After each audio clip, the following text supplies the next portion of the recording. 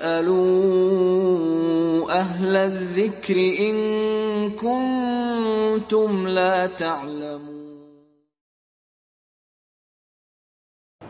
जी, बशर्ते कि उस चीज़ में, बेड शीट में या फ़र्श में उस निजासत की नमी मौजूद हो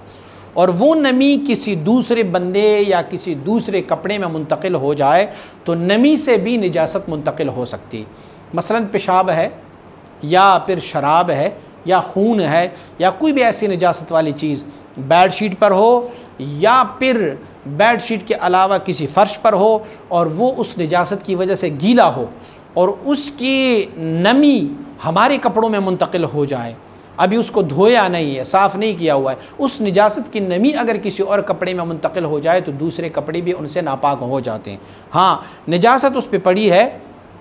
और निजासत अभी खुश्क है, उसकी कोई नमी बाकी नहीं है, उसी निजासत के ऊपर भी अगर कोई कपड़ा डाला जाए, जब तक कि उस निजासत की नमी उस कपड़े में मुंतकिल नहीं होते वो कपड़ा बज़ात ख़ुद पाक है, जो दूसरा कपड़ा है वो पाक है। ऐसे ही अगर आप दबागत की तरफ चले जाएं, दबागत कहते हैं किसी हैवान जानवर की चमड़े को साफ़ करके उनमें से मुसल्ला या मशकीज़ा बनाया जाता है,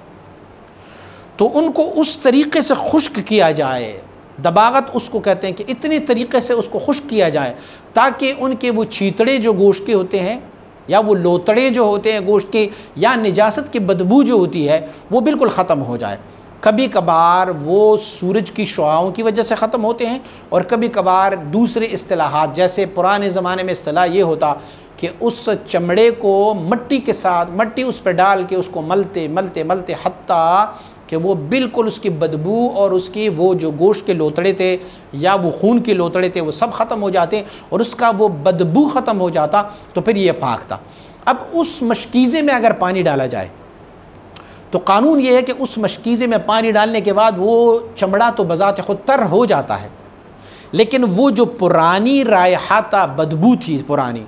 या पुराने गोश्त के लोतड़े थे या पुराने इसी तरह खून के लोतड़े थे, वो चूँकि हमने साफ़ की है वो दोबारा इस पानी में ऊद नहीं कर सकते, बदबू पैदा नहीं हो सकती, तो ये पानी भी पाक है और इसमें से खाने पीने वाले अज्जा उस पर हम नमाज भी पढ़ सकते हैं। हाँ, पानी डालने के बाद अगर उनकी वो बदबू दोबारा लौट आई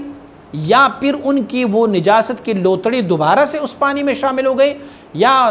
तर और नम होने के बाद उसमें वो अज्जा दोबारा से ज़ाहिर होना शुरू हुए तो वो ख़ुद भी नापाक है और दूसरी चीज़ भी अगर उनसे लगेंगे तो भी नापाक है। इस तरह बेड शीट और हमारे फ़र्शों का भी ये इस्तिलाह है कि अगर उस पर निजासत पड़ी है तो अगर निजासत खुश्क है और उस पर कोई कपड़ा डाला गया, जब तक कि उस कपड़े में उस निजासत की नमी महसूस नहीं होती या बज़ात ख़ुद निजासत उसमें मौजूद नहीं होता, उस वक्त तक ये कपड़ा पाक है, ये नजस नहीं है। हाँ, अगर उस निजासत की नमी या उस निजासत का कुछ हिस्सा इस कपड़े को लगा तो फिर ये कपड़ा भी नापाक होता जाएगा।